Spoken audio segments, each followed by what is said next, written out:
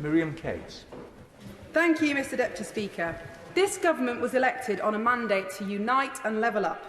And for my constituents in Penistone and Stocksbridge, this budget will begin to close the gap. I'm delighted that the Chancellor has awarded £50,000 to explore the opportunity to restore a passenger rail service between Stocksbridge and Sheffield, which could reduce journey times significantly, opening up important opportunities for work, training, leisure and healthcare. And I want to thank Chris Bell and the Don Valley Railway Group, who have campaigned for this project for many, many years. And to create a productive, high-wage economy, we must also focus on skills. The last census showed that fewer than 50% of adults in the Stocksbridge and Upper Don ward have a Level 3 qualification, which is a significant barrier to progression in work. So I'm delighted that, in addition to the programmes already announced, the government's plan to improve adult numeracy skills with the Multiply programme will be a massive bonus to my constituency, and I know the outstanding Barnsley College and Northern College will stand ready to deliver.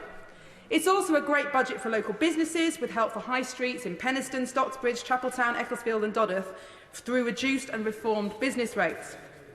But even more importantly than delivering investment in infrastructure and skills, this budget will level up because it recognises that the true birthplace of opportunity is the family.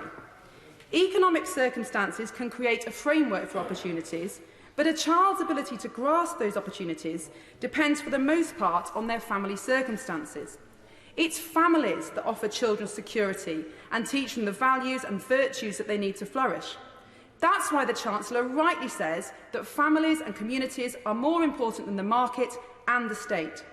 The first 2 years of a child's life are crucial to their life chances, and I warmly welcome the £500 million Start for Life offer that will roll out family hubs, improve perinatal health, invest in the early years workforce and parenting skills. And I want to pay tribute to my right honourable friend, the member for Northamptonshire South, and my honourable friend, the member for Congleton, for their tireless efforts in advocating for babies, children and families. And, Mr Deputy Speaker, this investment is desperately needed.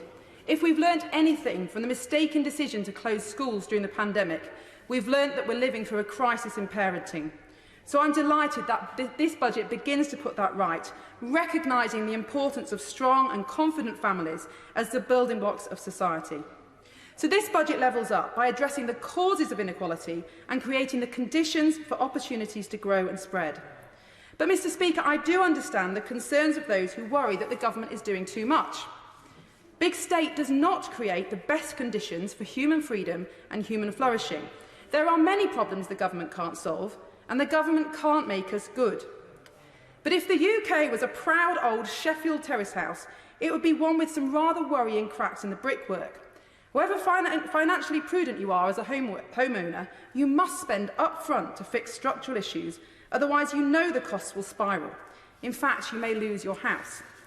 Mr Deputy Speaker, there are some deep cracks in our nation, and we must invest now to fix these problems if we are to move towards a better future.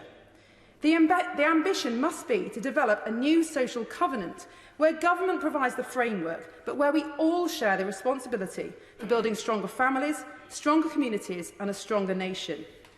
My right honourable friend, the Chancellor, has said this is a budget for an age of optimism, and I agree. We do not deny the challenges we face, but we will not be distracted from our vision of Britain as a free, fair and independent country, setting a course towards a future of more equal opportunities and greater prosperity.